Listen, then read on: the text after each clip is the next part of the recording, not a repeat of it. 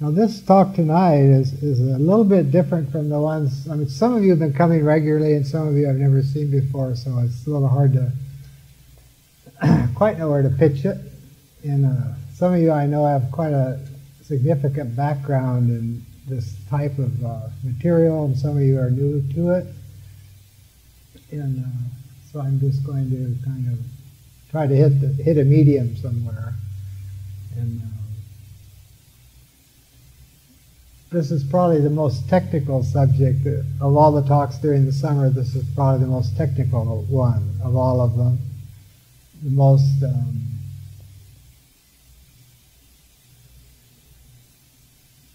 in a way the most abstract, but also in an equal way the least abstract. And it's actually, the title comes from an article written by Madame Blavatsky, who some of you know about and some of you don't. It doesn't matter either way. And we've had a talk on her in this series, so if you're interested, there's a tape out there just on that Madame Blavatsky. She wrote voluminously, and two major works, huge, thick works, and an article on her travels, and probably several thousand articles in journals, both other people's and journals she herself published. And she wrote, toward the end of her life, she wrote a devotional book entitled The Voice of the Silence, which she said she didn't really write. She was just passing on some things that she had been taught at an earlier point in her life. And that was dedicated to the few. And she wrote that toward the end of her life. And also toward the end of her life, she wrote a book which I've recommended in these talks to people interested in knowing what theosophy might be, because it gets mentioned from time to time.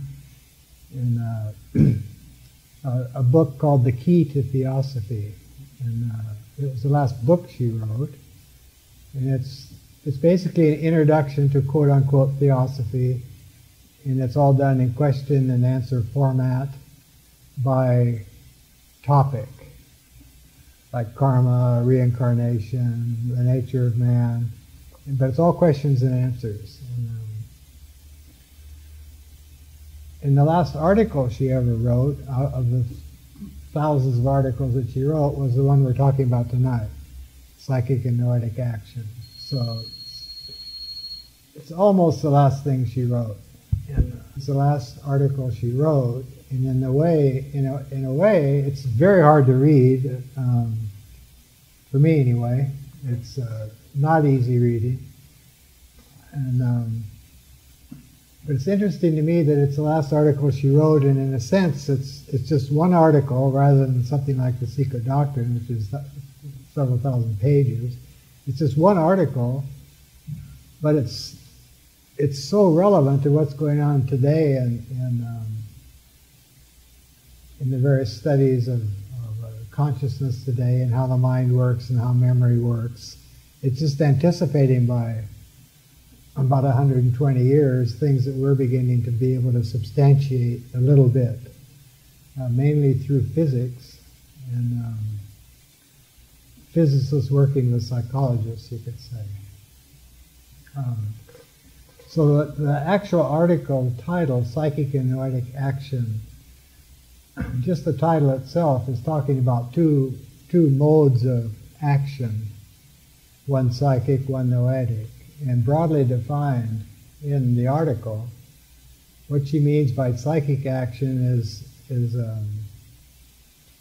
action that involves the personal self. And by action here, we're largely talking, she's really talking about thinking. So she could almost have said psychic and noetic thinking. But thought is an action in this philosophy. So the psychic action that she's talking about is action that originates in the personal mind, has pretty much to do with one's personal life, daily life, the kind of action and the kind of thinking most of us are probably quite familiar with. Just the normal functioning of the daily mind, the personal mind. And its ups and its downs and its cares and so forth. And that's psychic action. The mind that's having engaged in that action sees itself as being separate from others, other minds, other people. So it's a separative kind of consciousness. Noetic action, on the other hand, is generally, again, is action of what she calls in the article, she calls it different things in the article, because in a sense it doesn't matter what you call it. The higher mind, the higher self, it's a mind that all of us possess, but few of us probably know how to access or use. But noetic action is thinking or seeing or perceiving or hearing or whatever it is that's got is lacking in a personal element, and the perceptions or the thoughts are more universal, and they're thought to be relative to psychic action. They're thought to be true. They're also said to be timeless. We've all had our what might be called our noetic moments, probably, where we suddenly sense something larger, something deeper, something broader. We may well not be able to put it into words, but we're sensing something that's beyond the ordinary, and that would be even if it's just fleeting and quick. If it's registered in the personal mind as having occurred, it's a noetic event, you could say. It's a brief contact with our higher self, or the higher self. Okay, so that's kind of generally what the distinction is. And the word noetic comes from, I just wrote two words up here, nous and psyche. Nous is a Greek word which sometimes gets translated as mind, and sometimes gets translated as soul. But in either case, it's referring to something beyond the personal mind, nous. So we get the word noetic from the word nous. And one of the first astronauts who saw the Earth from space as a whole, floating in space, the globe, shortly after landing, dropped out of the NASA altogether and founded something called the Institute of Noetic Sciences, which is in San Jose, and they're studying nous. But in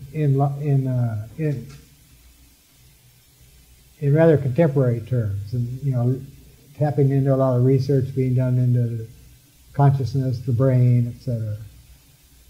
And the word psyche, which I've also written out there, is a word the Greeks used to apply to the personal self.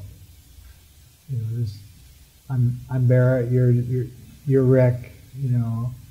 I have this life, this personal life. That's the psychic mind, and it comes from the Greek word psyche. Okay, so now there's some assumptions being made here, and you don't have to agree with them. One assumption clearly being made is that every single human being, with perhaps a few exceptions, but for the most part, every single human being we meet, including ourselves, possesses a higher mind, a higher self. She calls it universal consciousness in another place of the article. She also calls it universal mind. All of us have an access to whatever that is, just in virtue of being a human being. So to be a human being is to have potential access to cosmic consciousness, universal mind, nous, And that aspect of ourself, she says in the article, precedes our birth and succeeds our death. It's immortal. And where it came from and where it's going, she doesn't go into in the article. She simply states that this element in human beings is immortal, and if our personal mind can become one with it, then we ourselves will become consciously immortal. We already are immortal in that we all possess this nous. Not even possession really isn't the word, because it's more like what we are. So we all are. This is an assumption, remember. We're all immortal already. It's not something to be awarded because we're good, or taken away if we're not.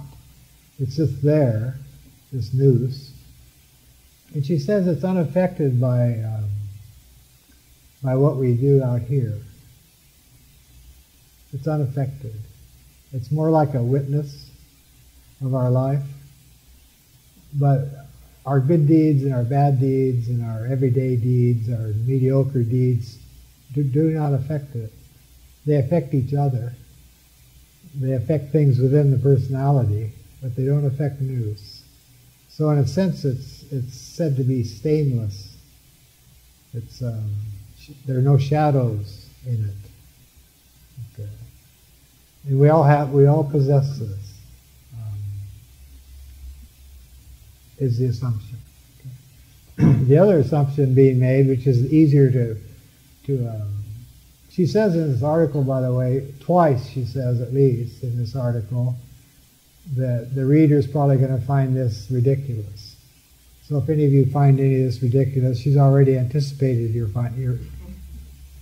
some readers are going to find this ridiculous, and she says, and her bottom line is she could care less. You know, she's just putting it out there, and she's saying it's true. It's the teaching of sages, she says. And because she asks the question, you know, well, what is consciousness? What is memory? How does that all work? And she says there are two places we can go for answers. She's writing this about 1890, 1889. We can go to science, or we can go to, you know, the sages of old, you know, with whom she claimed contact, or with the teachings of old. You know, and we have to get into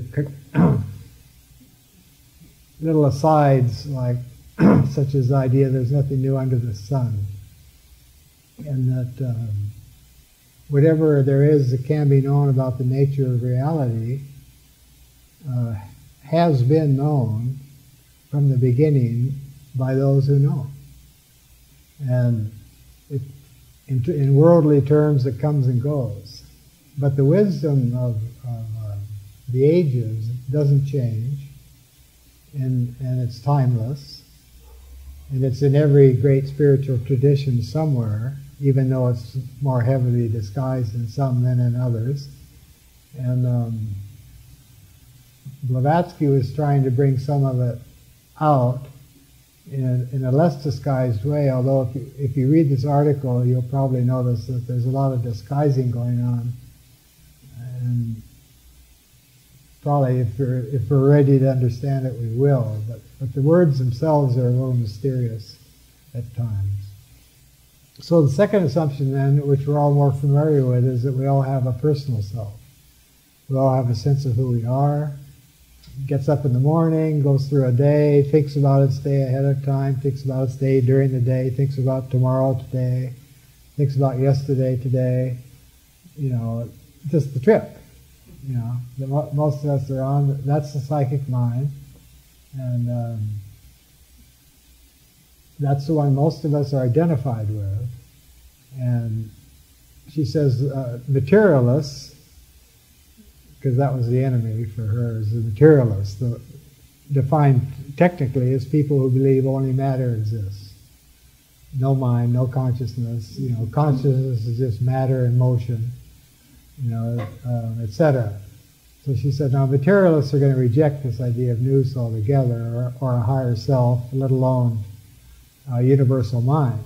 And she's using those in this article, those three things, pretty much interchangeably. Nous, higher self, universal mind. Pretty interchangeably. And it's good to note that she uses the word universal mind. Yeah, so it's universal. And it's such that if a person experiences some aspect of it, it doesn't matter where they are on the planet, whatever they see will be something that somebody else, somewhere else on the planet could equally be seeing, independent of the cultures each one of them is in. You know, such as, you know, a near-death experience, you know, because there's been quite a bit written about that. And the accounts are fairly similar no matter where they happen on the planet. And, so it's that kind of universality that we're talking about. Ideas that go beyond cultures, beyond time frames, you know, beyond individual religions claiming to be the true one. Yeah, we're talking about wisdom here, which is universal.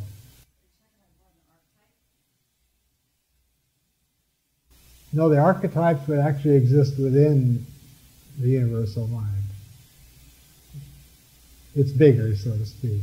It contains them all, if you want to talk about archetypes at all. Yeah. Now, most of us, she says, are at one point she uses the word addicted. Most of us are addicted to psyche, to the psychic mind, because our thoughts and our desires are, as the Bible says, of the earth earthy. And she quotes that phrase in the article. Or they're terrestrial. She said the personal mind at best can aspire to what she calls terrestrial wisdom, which can be pretty impressive, terrestrial wisdom. But it's still terrestrial wisdom, and subject to change, and incomplete. And so most of us, she's saying, aren't aware of this noetic element in ourselves. You know, or we're not, at least functionally, we're not very aware of it. Because most of the time we're functioning psychically. And she doesn't mean that, she's not using the word psychic here like as in, well, so-and-so's a psychic. She's using psychically here just to mean the personal consciousness.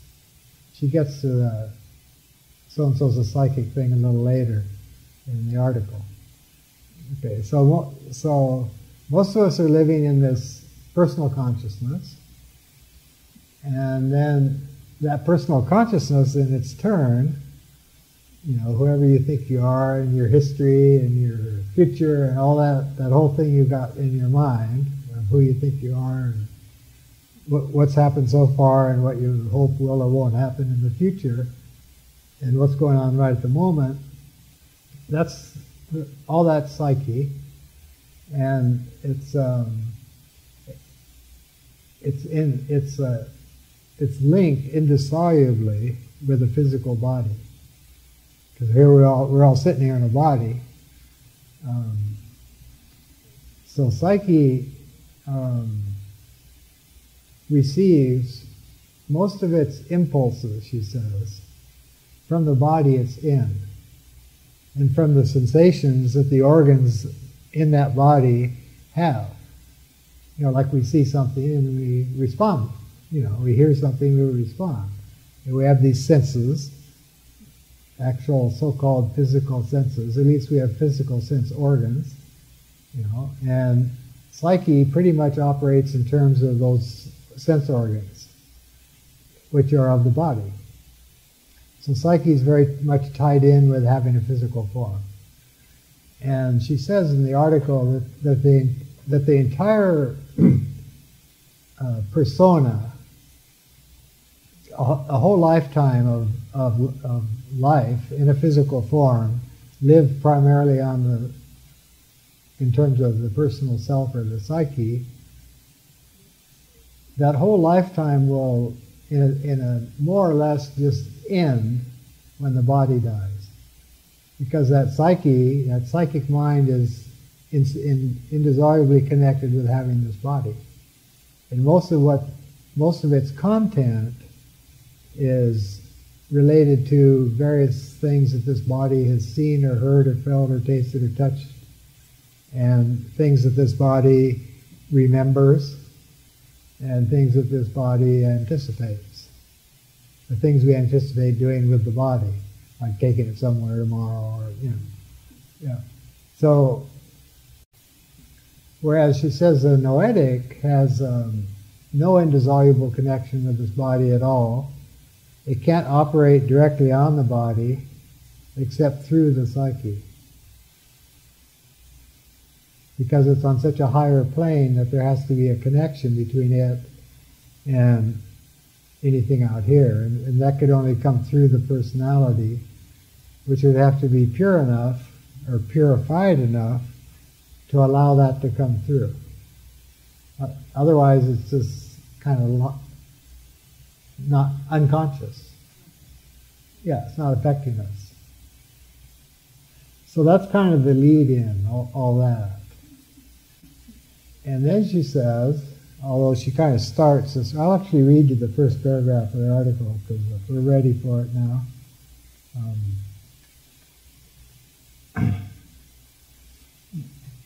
And she starts off, remember she says twice that there'll be people that are going to think this is total nonsense. So feel free to think it's total nonsense. She anticipated it. I'll just read the first paragraph of this article, though.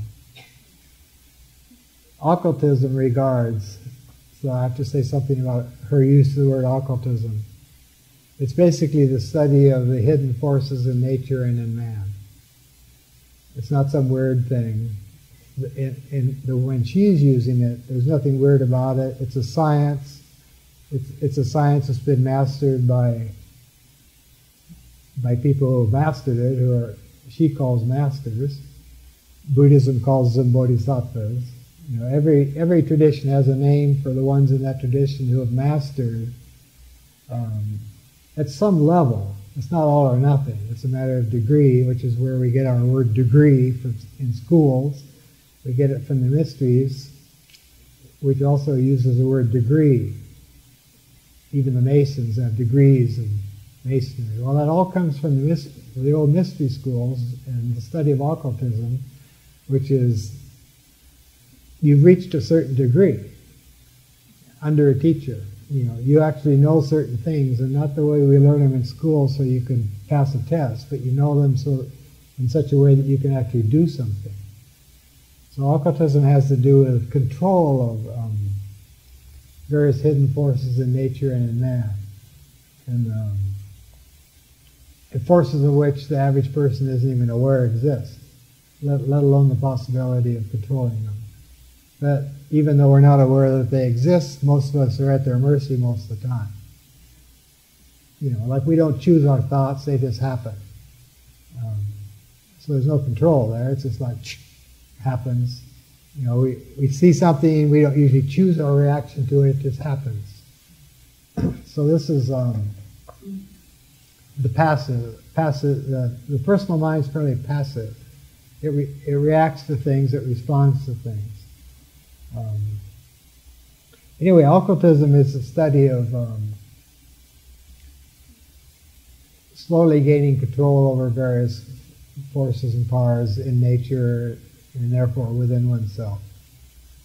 Self-mastery, way beyond what psychology or psychotherapy would be talking about. We'll get there. Anyway, I had to say something because that's the first word of the article is occultism, and it scares a lot of people because there's so many weird concepts of it floating around. But she's using it in a very pure way to describe an actual science.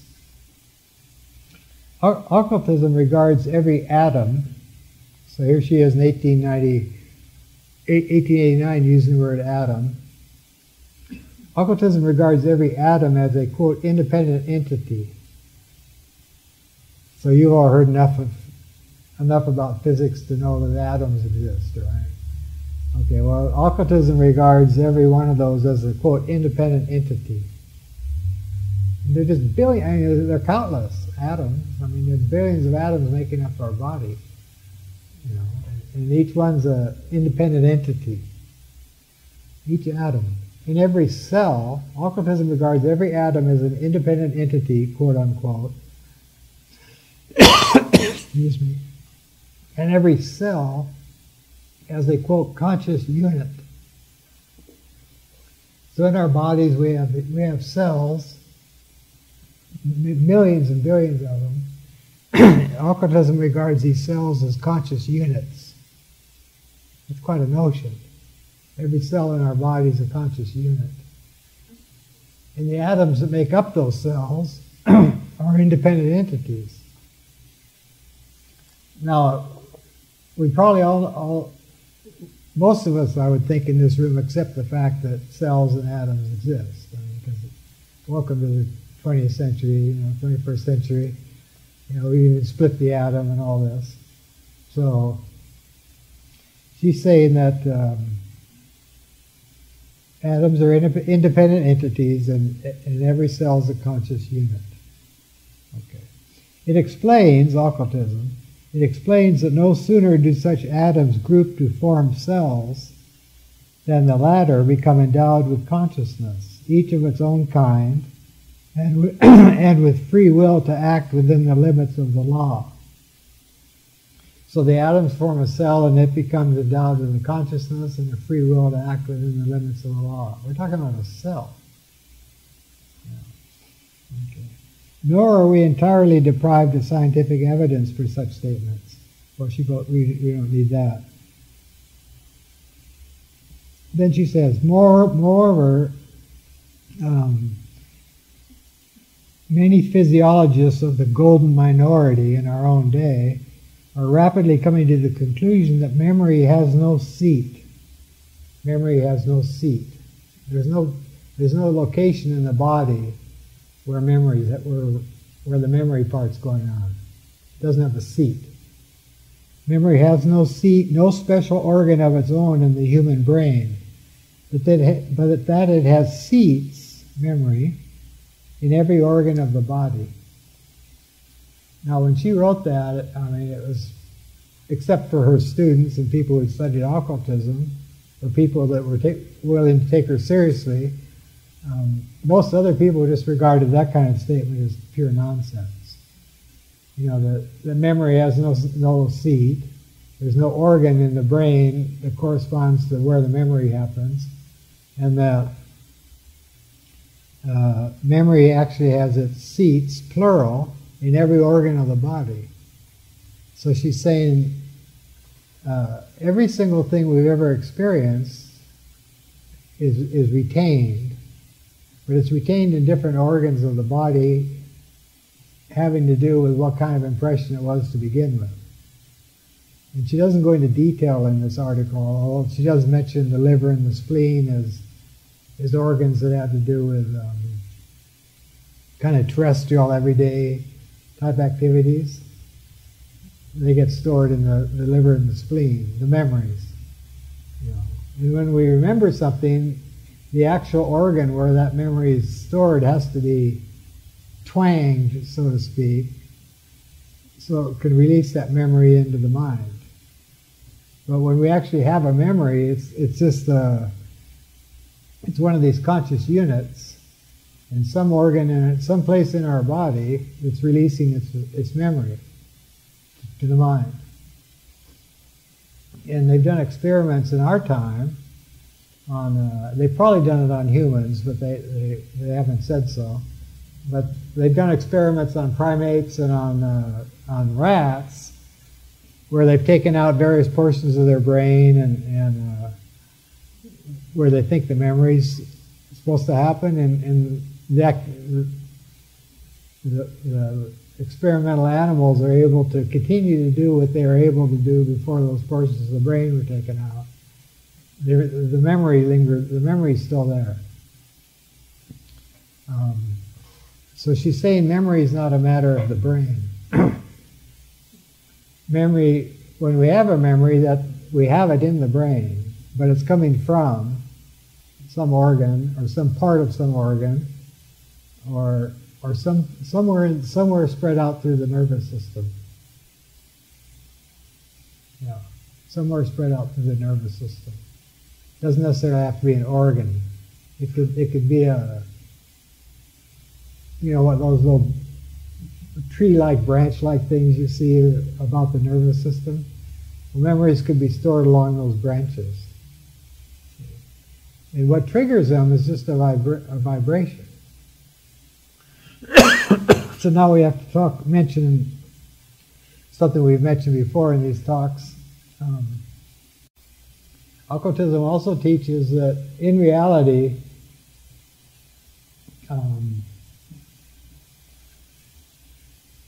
well, let's put it the other way around. The world we experience is in some fairly important way an illusion.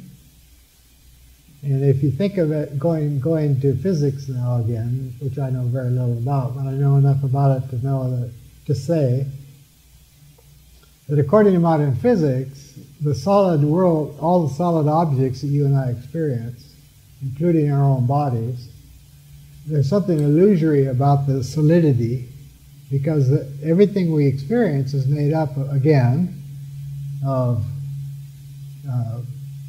parts, and those parts have parts, and those parts have parts, and pretty soon you're talking about atoms moving at the speed of light, or even subatomic particles, some of which allegedly move faster than the speed of light.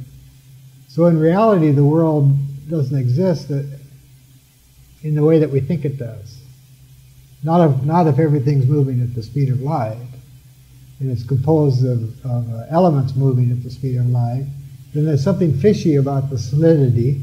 There's something fishy about things being the same.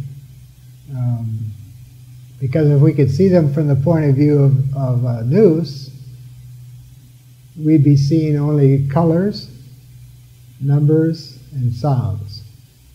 Not seeing literally, but we'd be experiencing colors, numbers, and sounds. And the numbers we'd be experiencing wouldn't be like rows of numbers or fancy formulas with numbers in them. It'd be more like harmonics. If you ever looked at how they can reduce music to fractions, harmonics. When you hit a chord, they can actually show you the fraction that you're hearing. It's numbers, but it's vibration. It's things vibrating. And those vibrations, some of them we can measure. That's called science. So basically, if we're budding occultists and we're trying to understand the world we live in, then we're trying to go beyond name and form, which is what the Buddha suggested. Go beyond name and form, and we're trying to start to see things in terms of numbers, colors, and sounds. And so, what we really are, what a human being is, according to this article, is a sevenfold range of vibrations, going from the highest, nous, to the quote-unquote lowest, the physical body. But it's all in motion, all the time, all moving, all vibrating. And it's the psyche and the human body and the world the human body experiences are all interacting with themselves all the time. Everything's interacting with everything else all the time. And the impressions that we get are largely coming from either immediate experience or stored impressions from the past that are triggered by some contemporary, some vibration that's the same as the old one, so it triggers it, and then we quote remember. And so now we're starting to see that what she's really saying here is that what our thoughts and our mostly our thoughts, this personal self of ours has a choice. It can either think about worldly things, things of the earth. And it's not saying one shouldn't do this, and we've got to live, but it's a matter of degree. You can either think of things of this earth, which means it's thinking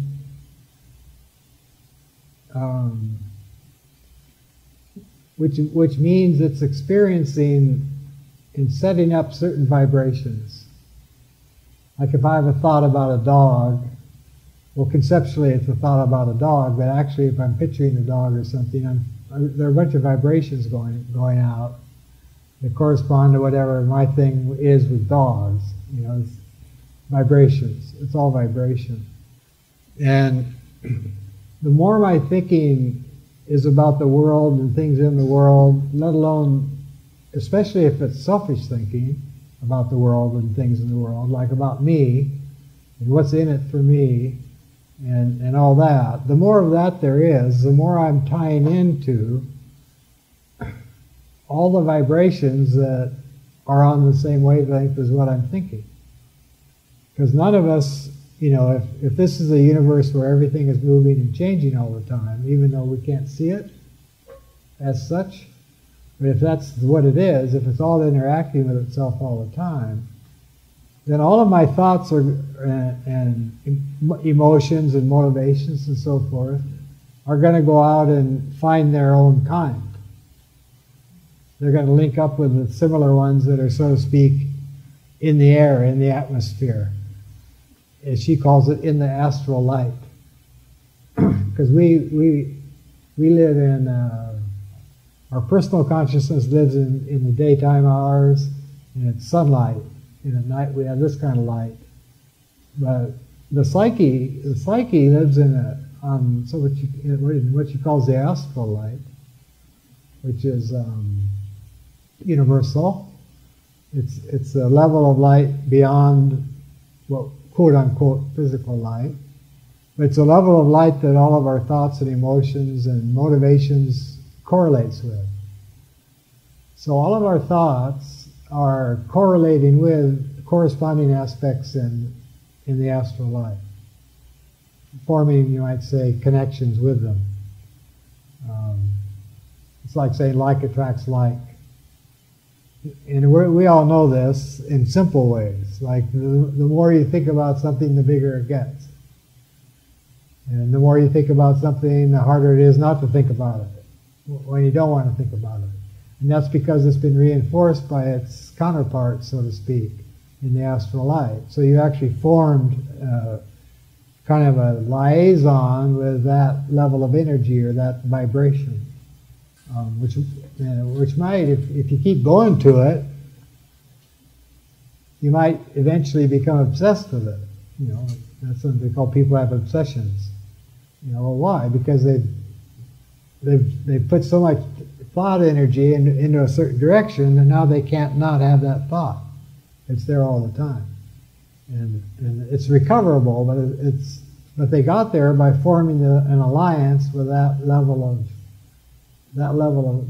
vibratory level, call it, which in their mind took the form of a certain thought. But it's actually just a vibration that they've now formed a connection with. It's as real a connection as me touching this book and feeling the tactile sensation. There's a connection between me and this book. It's as real as that. These connections we make through thinking. And she says that most of us, because our thinking is pretty worldly, most of our associations of ideas, as she puts it, are automatic, and they just kind of are involved in this turba of associations of ideas that we've had from the past, and they recur, and we respond to them, react to them, and we project them into the future, and so on. And she says that when we're operating this way, the impulse is always from without.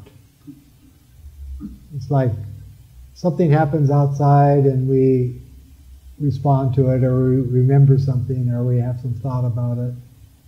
So we're not really holding a lot of the initiative. We're just kind of going through our day and things are, quote, happening, and we're responding to them. And once we're over the age of 7, we're probably responding to them in fairly predictable ways for anyone who knows us very well. Like our parents, for example. Whether we like them or not, they tend to know us, so they tend to be fairly good predictors of our behavior. Okay.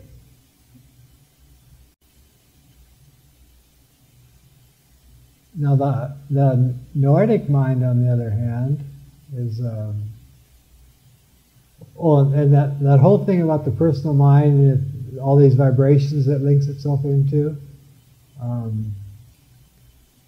All of this has to have a correlate in the human body that we're in, because it's not like it. All these levels of our being actually are one. They're not like in layers or something. They're all have their correlates in the human body. So when we're operating psychically, we're basically affecting our cells, the cellular structure. And as she says, cells hold the memories. So if I'm on a huge bummer today, and I'm just cogitating on this huge bummer I'm on, some cells in my body are receiving a very negative impression. And if I do that long enough and hard enough, I can make myself physically sick. I won't know I did it. I'll just suddenly be sick and I wonder why I'm sick. Well, check out how you've been thinking for the past 30 years. How have you been affecting your cell? What kind of impressions have you been making on those cells that compose every organ of your body? So it's an interesting theory, which she calls it a fact, but you can regard it as a theory, that every single thought we have is actually affecting our cellular structure. And our cellular structure, in turn, is affecting the thoughts we have through things like memory. Because most of us, according to occultism, but also according to even people like Freud, most of us, unless we've done a lot of work on ourselves, are pretty much driven by our past. We respond to our present with reference to the past, and it's not necessarily conscious. It's just there's certain response patterns that have been set up, and they're very difficult to break. You could say the cells have been impressed a certain way, and when certain things come up, they automatically respond a certain way. Or they send certain responses into the brain to see things a certain way. So ordinary thinking is affecting the cellular levels of our being, period. Yeah. This gets interesting when you consider things like diseases like cancer.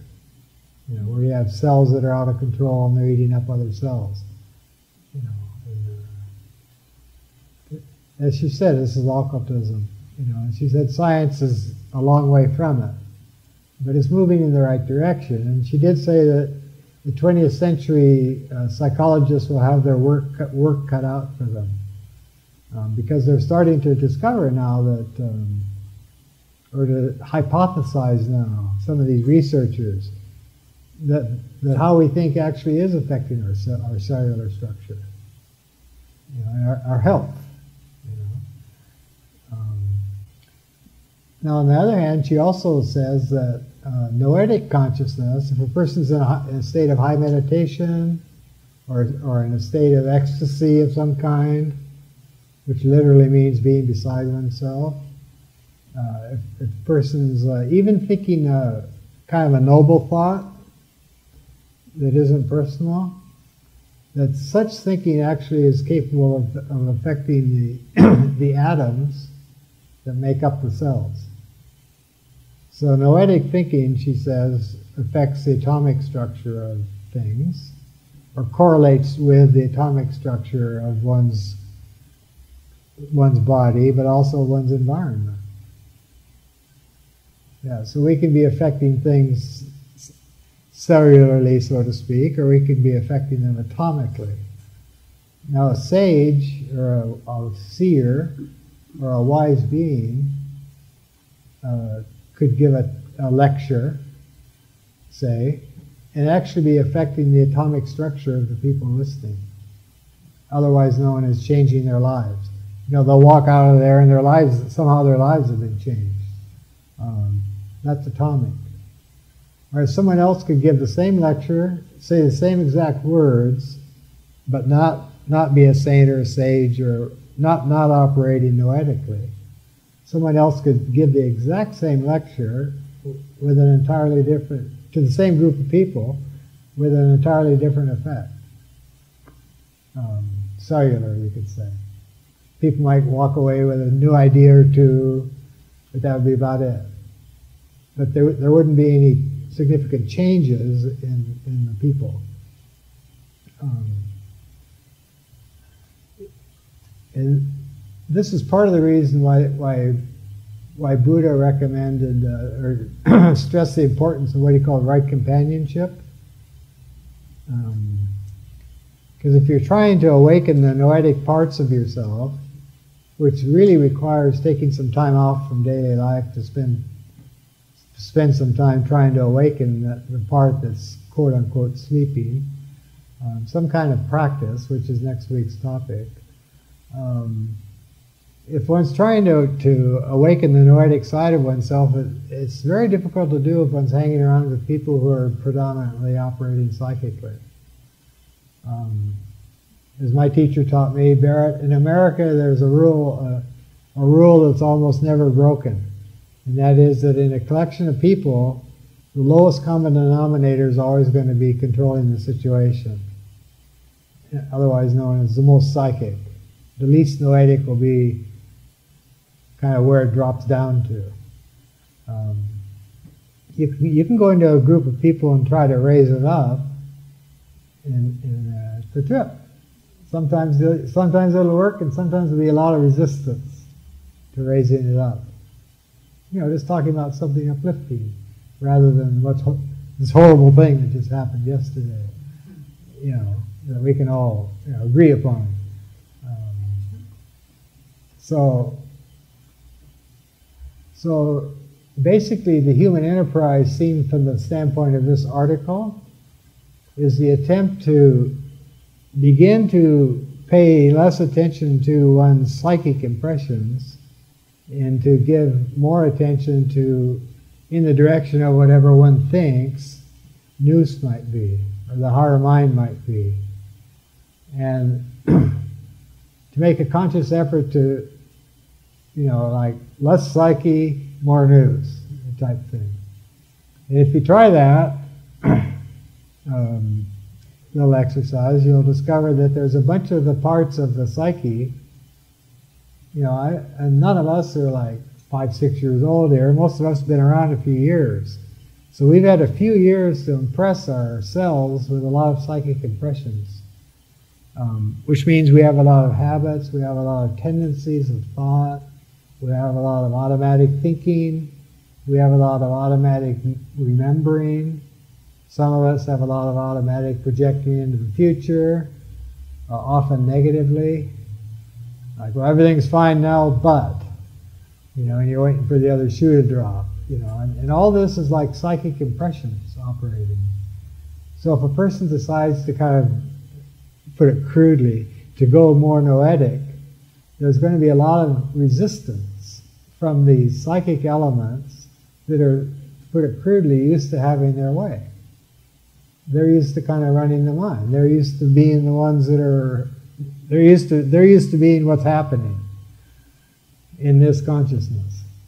And if all of a sudden this consciousness wants to be thinking about universal ideas, or universal brotherhood, or universal love, or whatever one thinks God is, these lower impressions are going to come in and kick it out. Kick that attempt at noesis, kind of kick it out. all of a sudden you'll realize you sat down intending to think about such and such, and here you are thinking about, the ingredients for dinner. It turned into the ingredients for dinner, and you're going to try to be noetic. So you go back to it again, it turns into, it keeps turning into things, psychic things. So it's very difficult to break the hold of the psychic element. Now, to look at it a whole different way, she makes reference in the article to the great serpent, and she capitalizes G and S, the great serpent. And this is like the astral light. And this is where all the psychic impressions hang out. And it's pretty universal, but it also can be kind of particular. Like if a family's lived in a house for a while, that house can have a certain feel to it. And a clairvoyant could see what other people are only feeling. But they're impressions that have been made. The family lives there a few years, there are all these impressions going out 24/7, so there's an atmosphere there. And you can expand that. There's larger collective atmospheres. And there's even a global one. And it's not a very happy one, the global one. Because the average human being, out of 6 billion of us, vibrating 24/7, because we're vibrating even when we're sleeping, dreaming, and all these things are making impressions on the astral light. And most of what the 6 billion people on the planet Earth are thinking about isn't very elevating. So the general impressions in the astral light are thick. It's thick stuff. You have to get through that to get to the noetic, which is, so to speak, on the other side of it. And it's difficult to get through it because it's so. There are a lot of people reinforcing what she calls the lower astral light, just with their thinking. So the human struggle is to. So the great serpent is what it is. A serpent, referred to in the Garden of Eden story, but it's not literally a serpent, but it's the astral light, which is basically heavy and clouded and downward tending, and very, very difficult. And not only that, but it's kind of running things. The great serpent's kind of running things. If you don't think the great serpent's kind of running things, just watch the news tomorrow night. What happened today? There's a bunch of negative stuff. And it's because most of the impulses are coming from the outside, and they're just circulating through, and we live in a world of woe. We live in a world of great suffering, and that's because we're so subject to the great serpent. And so the metaphor is the successful person is moving in a kind of a helpful direction to oneself and others. The metaphor is that you have to put your foot on the head of the serpent, because it's kind of used to running the show. So you have to put your foot on its head and say, "You're not running the show anymore. Screw you. You're done. You're done running the show. I'm going to use your power for whatever I want to do, because there's great power there. But if you take charge of it, then you're in charge of it rather than it running you. You can actually use its power to aim in the direction of the noetic, because there has to be some motor power to movements in that direction, energy. Great serpent has a lot of energy. So the object of human life is to free ourselves, negatively put, free ourselves of the great serpent. Not all at once, or all or nothing. All this stuff's a matter of degree. Some people are pretty damn free of the great serpent. I live with one of them. They're few and far between, but they exist. It's like they're kind of in some noetic state most of the time. Then there are other people who are like pretty at the mercy of the darn thing, a lot of the time. And Blavatsky in this article says there was a time when she was at the mercy of it, which she didn't much care for.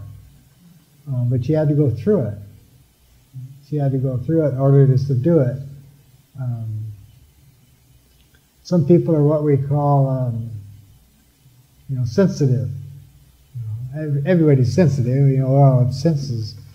But some people are more sensitive than others. And this can be a plus, but it can also be a minus, because you might be picking up stuff that other people aren't aware of at all.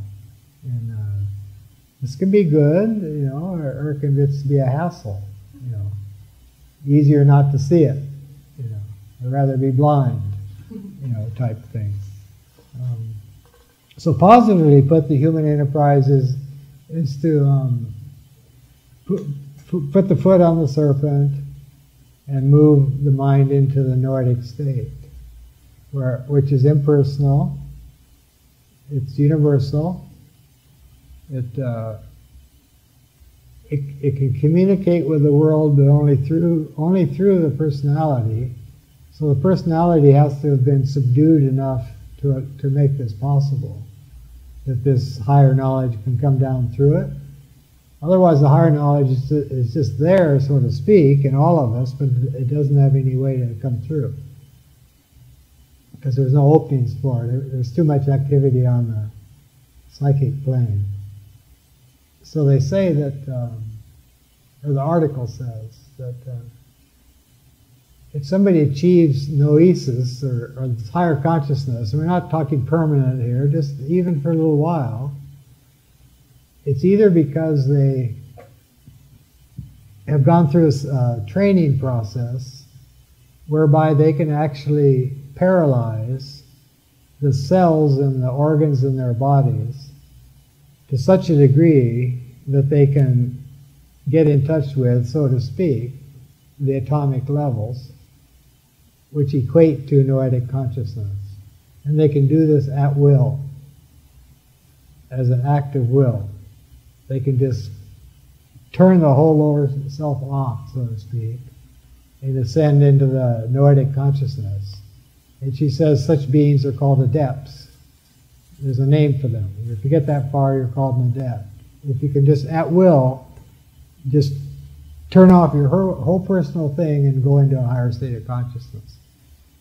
And turning off your whole personal thing would ultimately correlate with paralyzing the operations of the cells and all their automatic memory activity, all their automatic thought activity. Because thought too is cellular. Okay. So you can paralyze all that, then you experience the higher. And that's one way it can happen. Another way it can happen, she says, is if the being attempting to become aware of universal ideas, let's call it that, lived a faultless, pure life in a previous existence, and brought that in with them and into this life, then they'll just naturally be able to access these higher states of consciousness even without having been trained to do so, because they brought that ability with them from a previous life. So she says that's the second instance of how that can be done. The first is training. The second is the person just kind of has it naturally. I've met 2 people like that in my life so far. I've met a lot of people, but only 2 who have just kind of had that higher consciousness as far back as anyone can remember. So that's they'd be instances of the second kind of thing. And then the third type of access of the higher, she says, can be when a person is extremely ill or in an extremely grave situation. They can suddenly just flip into that higher state. And that's uncontrolled, and it's not really, so to speak, to their credit. It's just something that happens. And she says those are the kind of the three ways to get there. And she gives examples of all three in the article. People. Jacob Burma, she said, is an example of someone who can just paralyze a lower thing at will. And then this particular female saint, whose name I can't remember at the moment, is an example of someone who brought it in from a previous life. So she gives examples. Then she goes from there to the whole idea of mediums. In her time there were a lot of people. What's going on again in our time? The New Age and all this stuff. So there's still people who are around who for a fee, or maybe for nothing, but usually for a fee, they will get you in touch with your dear departed ones. You go to them and they go into some kind of trance state, or they look into a crystal ball, or whatever the hell they do, and then suddenly, through them, your dear departed one is talking to you, giving you some message, and Blavatsky says this is nonsense. They don't understand what they're seeing or what they're hearing, and they're quite convinced. They are quite convinced that what they're seeing and hearing is the dear departed one and the words of the dear departed one that they're passing on. So they're actually deceiving themselves by not understanding what they're seeing, and hence deceiving the people they're telling this stuff to. So she kind of says that's very dangerous. To get involved in that. She said it's very dangerous to get any more involved with the astral light or the great serpent than is necessary. And she says it can lead to too much involvement with it through thought or desire or fantasy or however. Too much involvement with it, she says, can produce murder. Her examples are murder, drunkenness, and immorality.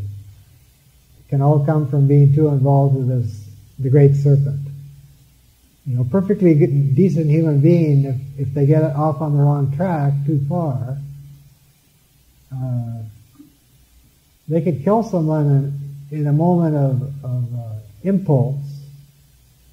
In the instant that it's done, they'll be back, realizing this has happened, nothing they can do about it, but in a certain sense they didn't do it, it just happened. And I've actually spoken to several people who had this occur to them.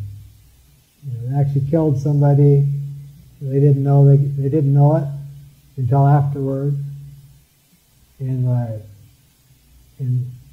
they did it in a quote-unquote blackout. So that body killed somebody, and then the normal occupant of the body becomes conscious that here's this dead body lying there, and they've obviously done it, and they have no recollection of having done it. That would be an example of too close affiliation with this astral life, because it's sometimes called devilish wisdom. Anything that could get people to kill, or she says drunkenness, if you know anything about addiction or alcoholism, they're a long way from understanding what that's about. But it's got to do with too much of a saturation with this astral life. And then it starts running you. Like an alcoholic cannot, a non-recovered alcoholic, for example, cannot not drink. They'll say, "I'm not today, not drinking today," and they'll mean it with all their heart. They'll be drunk by 10 a.m. Stuff like that. I've met a lot of these people. I'm one myself. I just don't do it anymore because I can't control. It's like it's not bigger than me.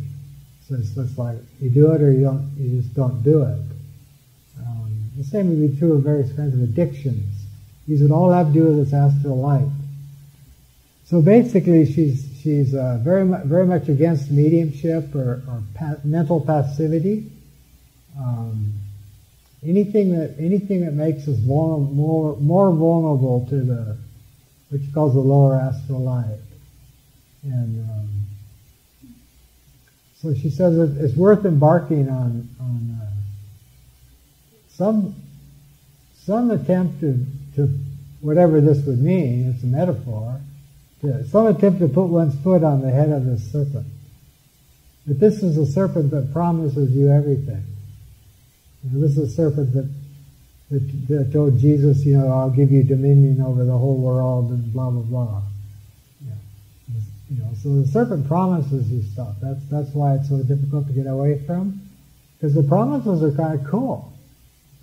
Like you do this, and you'll be rich and famous. Or you do this, and you'll be secure forever. Kind of tempting, as we say, tempting. So one has to learn to overcome the temptations. So it's kind of a heady article. She's not messing around. It's the last article she wrote. And somebody just made me aware of a book which is not new, but it's pretty incredible, called The Holistic Universe, where they're comparing the universe to a hologram. And it's all tied in with modern physics. It's fairly technical stuff. But it ties in perfectly with everything she says about psychic and noetic action, which is interesting, the interesting part to me. And, the holographic universe.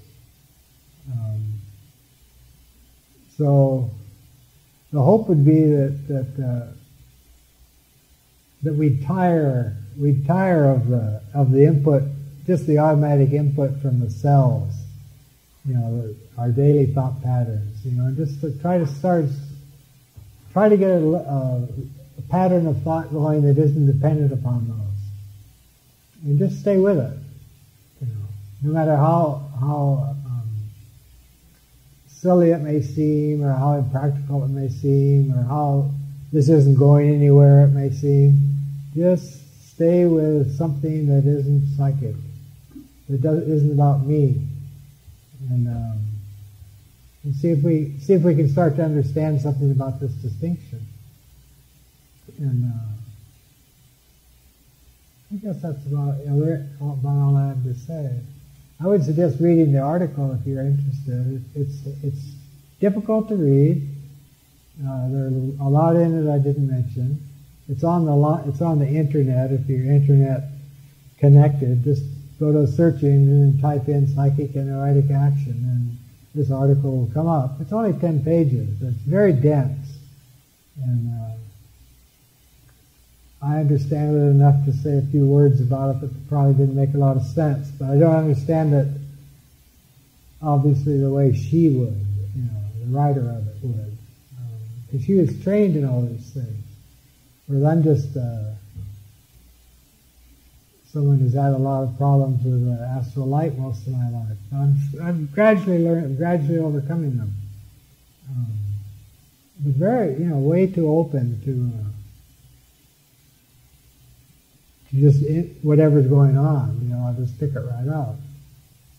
Like if I run into somebody who's on drugs, I will be on drugs. Just and I'm getting better now. No, this is an example. I'm just using myself as an example of how this could work. For a while, I was working because I had for a number of years I had quite a few quote unquote mental problems. And I was able to overcome most of them with a hell of a lot of help. So then I thought, well, I can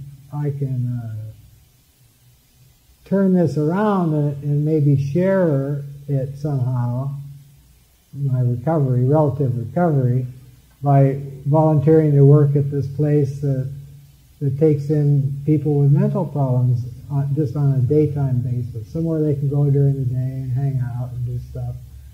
And they needed volunteers, to be there. So I volunteered to be there, and I started exhibiting symptoms of the mental problems that these people had. So I've had to personally put my foot on this thing, And I haven't successfully done it like 100%, but it's a lot better than it used to be. You know, it's, but I still can't really, or don't care to be around people who are like intoxicated or on drugs, because I'll just be right there. I mean, I'm not thinking about it. I will be in that state. And I spent too long learning how not to be. You know, so that goes back to right companionship. You know, I gotta hang around with people who are at least not there. You know, and hopefully not totally wacko. You know, but yeah, you can shift in and shift out, but it's a question of control. You know, yeah. Okay, let's go back to the example of the atoms making up a cell. The behavior of the cell, conscious unit, she calls it. The behavior of the cell is going to be determined by the atoms composing it. So if somebody is operating noetically, and therefore, to some extent, on the atomic level, that will affect the quote consciousness, unquote, or the way the cell is functioning. Because it's nothing but the effect of the way the atoms within it are functioning. So if you change the way they're functioning, then you can change the way the cell's functioning, and that in turn can change the way the organ is functioning. A particular organ, say you're talking about an organ in the body. And this is what true healers can do.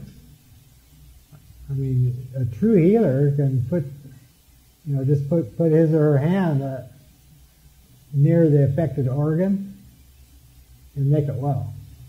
And that's because they're operating on the noetic level. So when their hand goes there, they're affecting the atomic level of that structure. So then the cellular and the molecular and the so-called physical, so to speak, follow right along. Because the atomic is the more causal. Yeah. And that's presumably where you get the old axiom physician, heal thyself. But it takes a practice, unless one's one of those people, as she says, is just born naturally with this ability, or it's induced by some near fatal experience or something like that. Someone who's come close, to dying in any form often expresses a much keener appreciation for the present, and much more gratitude, and their priorities tend to change quite a bit relative to what's important and what just isn't worth giving the time of day to. This is pretty heady stuff, so if it seems heady, it's because it is.